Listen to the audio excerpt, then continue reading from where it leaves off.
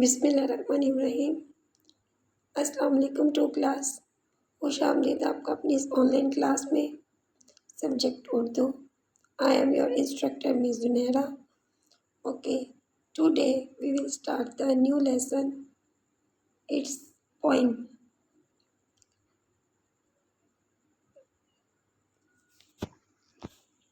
آج کے ہمارے نئے سبق میں ایک نظم ہم پڑھیں گے جس نظم کا عنوان ہے سبق نمبر 7 میں نظم تارے کے بارے میں پڑھیں گے۔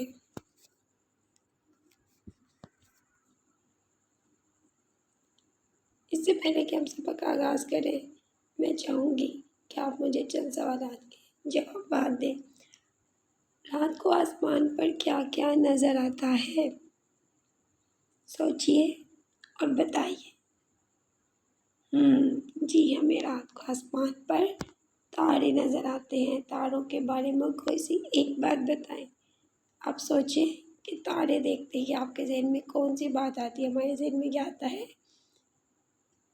کہ آسمان پر رات کو چمکتے ہوئے تارے بہت خوبصورت لگ رہے ہوتے ہیں اور ہم ان کی طرف آسانی سے دیکھ سکتے ہیں، جبکہ دن کی روشنی میں ہم انہیں نہ دیکھ سکتے ہیں، نہ ہی ہم آسمان کی طرف زیادہ دیر سورج کی وجہ سے ہم آسمان کی طرف نہیں دیکھ سکتے کیونکہ ہماری آنکھیں چندے آ جاتی ہیں۔ آسمان پر اتنے زیادہ تارے ہیں کہ ہم انہیں گننا چاہیں بھی تو گن نہیں سکتے۔ تارے زمین سے بڑے ہوتے ہیں لیکن دور ہونے کی وجہ سے بھی بہت چھوٹے چھوٹے نظر آتے ہیں۔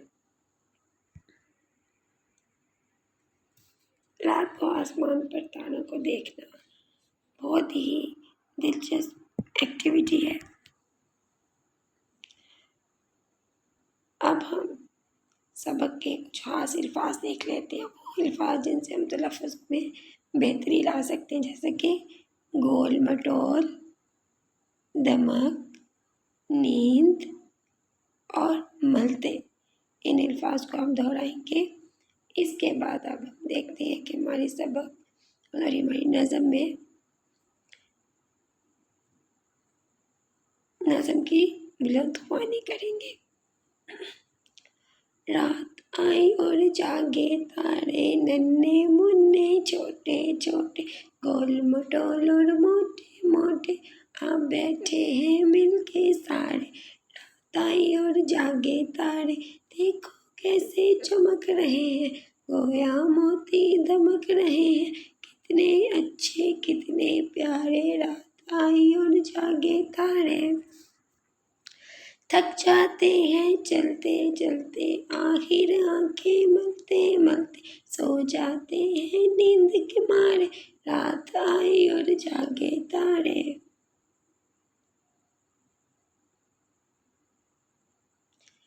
چار نہیں ہے، 8 نہیں ہے، 20 نہیں ہے، 60 نہیں ہے، لاکھوں ہیں یہ دوست ہمارے، رات آئی اور جاگے تارے۔ لاکھ پکارو لاکھ بلاؤ، لاکھ کہو تم آؤ آؤ، کبھی نہ آئے پاس ہمارے، رات آئی اور جاگے تارے تارے، رات آئی اور جاگے تارے۔ تارے رات کو آسمان پر چمکتے ہیں۔ تاروں کی تعداد بہت ہی زیادہ ہوتی ہے، ہم انہیں گن نہیں سکتے۔ کسی بھی نظم کو لکھنے والے کو ہم کیا کہتے ہیں؟ شاعر کہتے ہیں۔ تو اس نظم کو لکھنے والے شاعر کا نام ہے صوفی غلام مصطفیٰ تبسم۔ اس نام کو آپ بار بار دہرائیں تاکہ آپ کو یاد ہو سکے کہ اس نظم کے شاعر کون ہیں؟ صوفی غلام مصطفیٰ تبسم۔ اب آپ مجھے یہ بتائیں،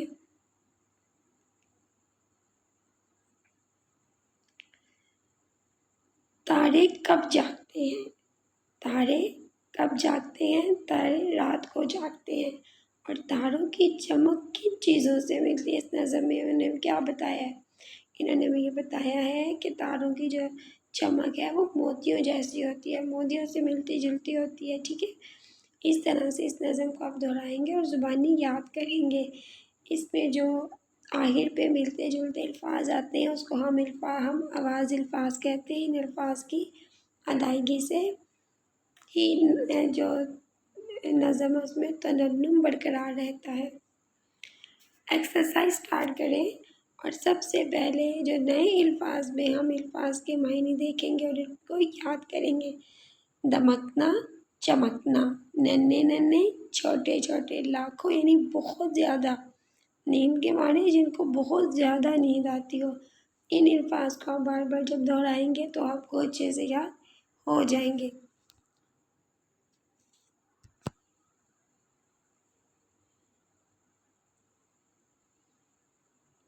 آپ نے کیا سمجھا؟ نظم کے مطابق درست الفاظ چن کر خالی جگہ پر کریں۔ یہاں پہ کچھ الفاظ دیے گئے ہیں، ان الفاظ کو ان خالی جگہ میں لکھ کر ان مصروں کو مکمل کرنا تھا جو کہ نظم میں دیے گئے ہیں۔ آپ کے آسانی کے لیے میں نے ان کو کمپلیٹ کر دیا ہے۔ جیسے کہ پہلا مصرع ہے، رات آئی اور جاگے تارے۔ دیکھو کیسے دمک رہے ہیں، لاکھوں ہیں یہ دوست ہمارے، سو جاتے ہیں نیند کے مارے، گویا موتی چمک رہے ہیں۔ اوپر جو الفاظ دیے گئے ہیں وہ بے ترتیب ہیں، ان میں سے الفاظ چن کے ہم نے یہاں پہ خالی جگہ میں لکھے اور یہ خالی جگہ جو ہے مکمل کرنے کے بعد یہ ایک مصرع مکمل ہو گیا۔ شعر کی جو ایک لائن ہوتی ہے نظم کی وہ مصرع کہلاتی ہے۔ اب ہم سوالات کے جوابات دیکھیں گے۔ دیے ہوئے سوالوں کے جواب لکھیں۔ یہ جوابات آپ اپنی کتاب کے اوپر ہی لکھیں گے کیونکہ یہاں پہ آپ کو اسپیس دی گئی ہے۔ جیسے کہ پوچھا گیا ہے تاروں کی صورت کیسی ہے، تو آپ آنسر لکھیں گے تارے چھوٹے چھوٹے، ننھے ننھے، گول مٹول اور موٹے موٹے ہوتے ہیں۔ ان تاروں، اس طرح سے اس سوال کا جواب آپ کتاب کے صفحہ نمبر 46 پر ہی لکھیں گے۔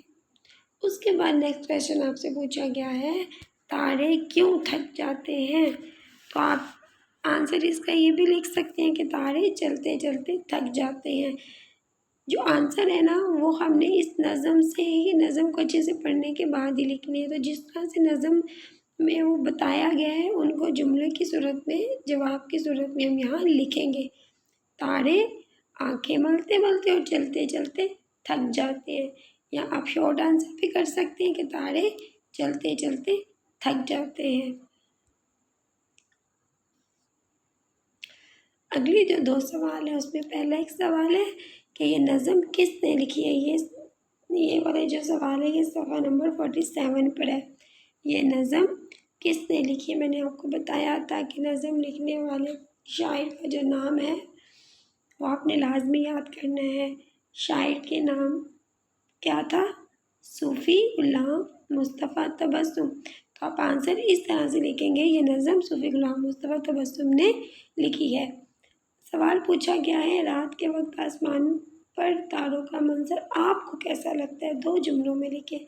آپ کو جیسا لگتا ہے آپ ویسا آنسر بھی لکھ سکتے ہیں، لیکن آپ کی آسانی کے لیے اس طرح سے جواب بھی میں نے لکھ دیا ہے کہ رات کے وقت آسمان پر تارے چمکتے ہیں، اور چمکتے ہوئے تارے آسمان پر بہت ہی دلکش منظر پیش کرتے ہیں۔ اس کے علاوہ آپ یہ بھی لکھ سکتے ہیں کہ تارے تعداد میں اتنے زیادہ ہوتے ہیں کہ ہم انہیں گننا چاہیں بھی تو انہیں گن نہیں سکتے۔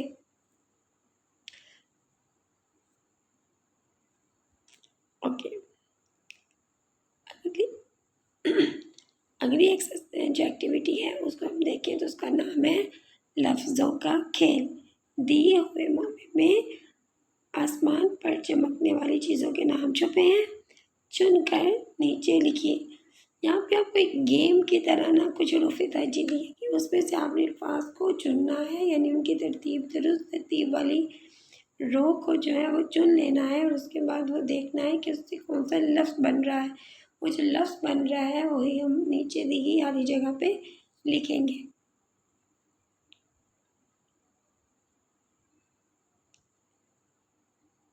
چمکنے، اور یاد رہے کہ وہ جو الفاظ بنائے وہ چمکدار چیزوں کے نام ہو، یعنی کہ ان میں سے کچھ چمک جیسی چیز کا پتہ چلتا ہو کہ یہ واقعی چیزیں دن میں یا رات میں جب بھی نظر آتی ہیں تو ان کی ایک اپنی چمک ہوتی ہے۔ اس طرح سے یہ حروف تہجی لکھی ہوئی ہے، اس کو جب آپ غور سے دیکھیں گے تو آپ کو اس طرح سے کچھ الفاظ جو ہے وہ مل جائیں گے۔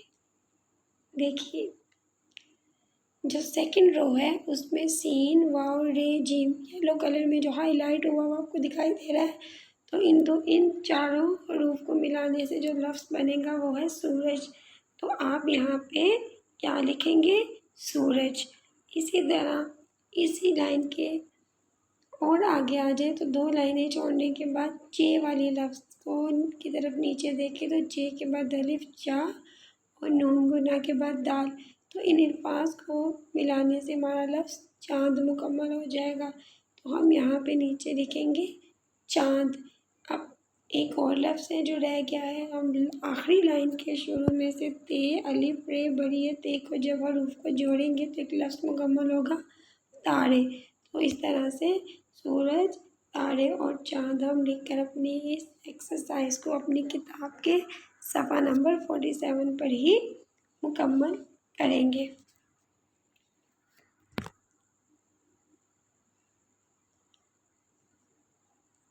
اوکے ٹو کلاس، اس قواعد کو آپ نے بہت غور سے سننا اور سمجھنا ہے۔ یعنی آپ کو بتایا گیا ہے، لکھا ہوا ہے کلمہ۔ پہلے میں آپ کو بتاؤں کہ یہ گرامر کا ہمارا ٹاپک ہے، یعنی قواعد سیکھیں۔ گرامر کو قواعد بھی کہا جاتا ہے اردو میں، ٹھیک ہے، گرامر بھی کہتے ہیں اور قواعد بھی۔ یعنی اب یہاں پہ جو آپ کو ایک یہ کلمہ لکھا ہوا لفظ نظر آ رہا ہے، تو کلمے کا جو معنی ہوتا ہے وہ یہ کہ ایک مکمل لفظ، یعنی کہ ایک لفظ بھی جب بولا جائے نا تو ہمیں اس کی سمجھ آ جائے کہ یہ لفظ ہے کیا۔ تو دیے ہوئے جملوں کو غور سے پڑھیں، ان میں کلمے کو نمایاں کیا گیا ہے۔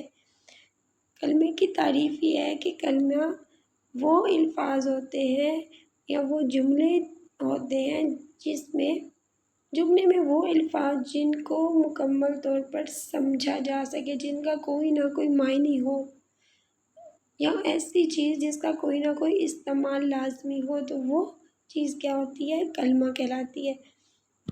اب میں نے پانی پیا، اب اس میں جو ریڈ کلر سے پانی لکھا ہوا ہے تو یہ ایک مناسب ایک لفظ ہے جس سے ہمیں پتہ چلتا ہے کہ پانی کے کیا فوائد ہیں، پانی سے کیا کرتے ہیں، پانی کیوں ضروری ہوتا ہے۔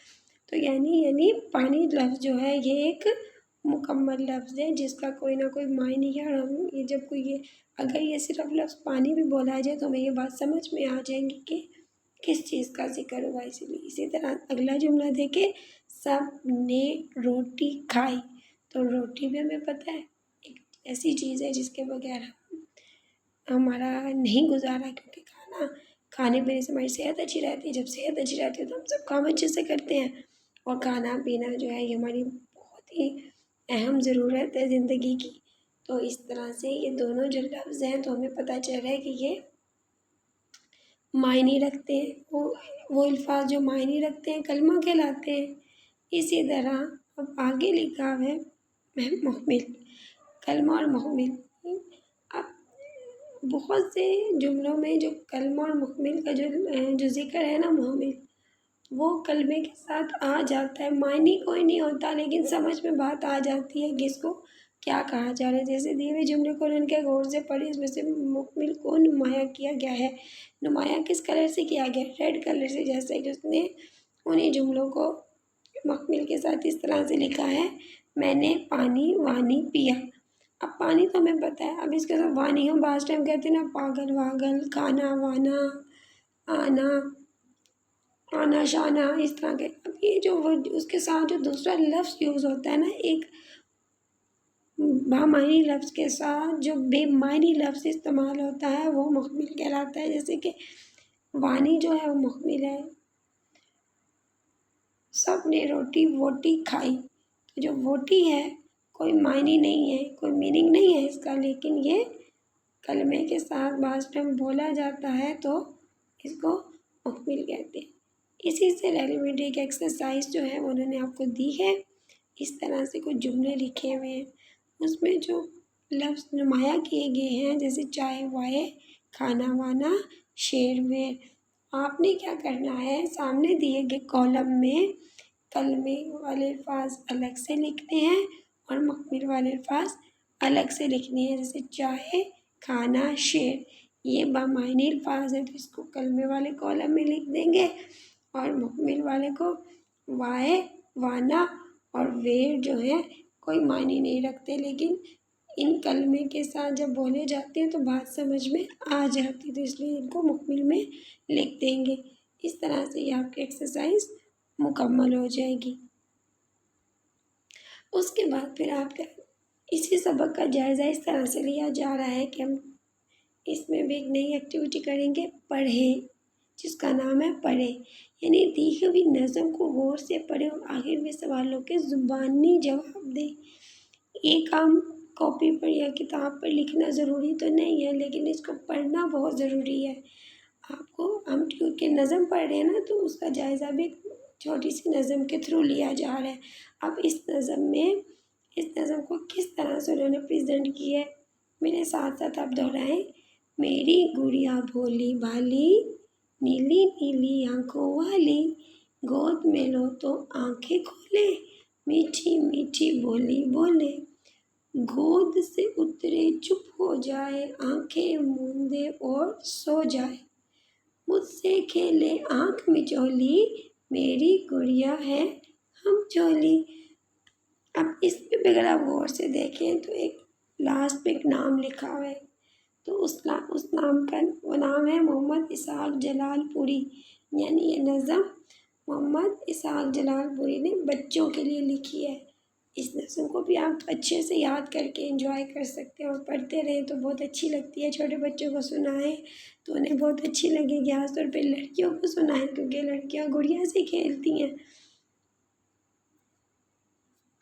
اس طرح سے یہاں پہ دیکھیں، یہ تصویر بھی شو ہو رہی ہے۔ اس تصویر میں وہ جو بچی ہے وہ اپنی گڑیا کے ساتھ کھیل رہی ہے، اس کے پاس ایک ہاؤس ہے اور اس میں وہ اپنی جیسے وہ گھر گھر کھیلتے ہیں نا آپ لوگ، اس طرح سے۔ تو جب آپ گھر گھر کھیلیں تو آپ اپنی اس نظم کو دہرا سکتے ہیں اپنے کھلونوں کے ساتھ اپنی گڑیا کے لیے۔ آپ ان سوالات کے جوابات دیں کہ گڑیا کی آنکھیں کیسی ہیں، تو ہم نے اس نظم میں دیکھا کہ گڑیا کی آنکھیں نیلی نیلی ہیں۔ کیسی ہیں؟ نیلی نیلی ہیں۔ گڑیا کون سا کھیل کھیلتی ہے؟ بتائیے، گڑیا کون سا کھیل کھیلتی ہے؟ گڑیا آنکھ مچولی کھیلتی ہے۔ گڑیا کیا کھیلتی ہے؟ آنکھ مچولی کھیلتی ہے۔ اچھا، پھر پوچھا گیا ہے کہ گڑیا کب آنکھیں کھولتی ہے؟ گڑیا کو جب گود میں لیا جاتا ہے تو آنکھیں کھولتی ہے، آنکھیں کھول لیتی ہے، گود میں لے تو آنکھیں کھول لے۔ تو اس طرح سے ان سوالات کے جوابات اس نظم کو جب آپ یاد کریں گے، دہرائیں گے، بار بار پڑھیں گے تو ان سوالوں کے جواب دینے میں بہت آسانی ہوگی آپ کو۔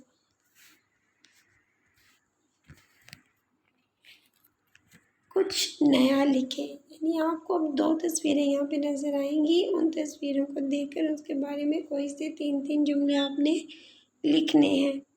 اب آپ وہ جملے لکھیں گے خود، میں صرف آپ کو جملے دہراؤں گی، بتاؤں گی، سمجھاؤں گی اس تصویر کے تھرو۔ جیسے کہ آپ کو کچھ اس طرح کی تصویر دکھائی دے گی جس میں سورج ہے، تو ہم کیا لکھ سکتے ہیں؟ ہم لکھتے ہیں سورج دن کے وقت نظر آتا ہے، سورج ہمیں روشنی فراہم کرتا ہے اور ہمیں حرارت فراہم کرتا ہے۔ سردیوں میں سورج سے ملنے والی جو دھوپ ہوتی ہے وہ ہمارے لیے بہت فائدے مند ہوتی ہے۔ اس طرح سے آپ کو جملے اپنے سبق میں دیے گئے صفحہ نمبر 50 پر ہی لکھیں گے۔ اس کے بعد آپ کو ایک اور تصویر دکھائی دے رہی ہے، وہ اس نظم کے بارے میں ہی ہے، جیسے کہ رات کا وقت ہے، چاند چمک رہا ہے، تارے نظر آ رہے ہیں، تو آپ کیا کر سکتے ہیں؟ آپ لکھ سکتے ہیں چاند، یعنی رات کو آسمان پر جو چاند ہے وہ بہت خوبصورت دکھائی دیتا ہے، چمکتے ہوئے تارے مجھے بہت اچھے لگتے ہیں، میں ان تاروں کو جب دیکھتا ہوں تو گننے کی کوشش کرتا ہوں، مجھ سے گنے نہیں جاتے کیونکہ ان کی تعداد اتنی زیادہ ہوتی ہے کہ ہم انہیں گن نہیں سکتے۔ کچھ اور آپ کے ذہن میں آتا ہے تو آپ وہ لکھ سکتے ہیں۔ تو ان تصاویروں کے بارے میں آپ نے کوئی سے 3 جملے لکھنے ہیں، جیسے رات کا منظر بہت خوبصورت ہے اور ہمیں اس تصویر میں چاند دکھائی دے رہا ہے، چاند بہت زیادہ روشنی دے رہا ہے، یعنی یہ مکمل چاند ہے تو روشنی دے رہا ہے، اور رات کو آسمان پر چمکتے تارے اچھے لگتے ہیں۔ پھر اسی طرح دوبارہ وہی پہلے والی اگر تصویر کو دیکھیں تو سورج کے بارے میں یوں لکھ سکتے ہیں کہ سورج ہمیں روشنی اور حرارت فراہم کرتا ہے۔ سورج سے ملنے والی روشنی جو ہے وہ سردیوں میں ہمیں سردی سے بچاتی ہے، یعنی وہ دھوپ ہمارے لیے فائدہ مند ہوتی ہے۔ اور سورج جو ہے، سورج کا سب سے بڑا فائدہ تو یہ ہے نا کہ وہ ہمیں روشنی دیتا ہے دن میں، ہم اس کی مدد سے اپنے بہت سے کام جو ہے وہ آسانی سے کر سکتے ہیں۔ اس طرح سے یہاں پہ سورج اور چاند کے ٹاپک کو نام دے کر اور آپ ان کے آگے 3 جملے لکھ لیں گے جیسے میں نے بتائے ہیں۔ اگر آپ ویڈیو کو غور سے سنیں گے تو میرے بتائے ہوئے جملوں میں سے ہی آپ چن کر الفاظ بنا کر اس سے جملہ بنا کر یہاں لکھ سکتے ہیں۔ میں امید کرتی ہوں کہ آپ کو بہت اچھے سے سمجھ میں آ گیا ہوگا۔ اور سوال نمبر جو 10 ہے لاسٹ میں وہ یہ ہے کہ آمنے ہم آواز جو الفاظ ہیں، اہم الفاظ جو اس سبق میں دیے گئے اس کی املا کا اپنے گھر میں کسی بڑے کو ٹیسٹ دینا ہے۔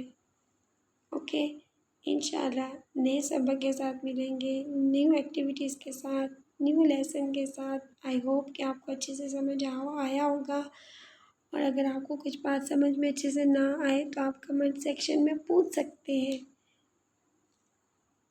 ٹیک کیئر اینڈ اللہ حافظ۔ Thank you so much.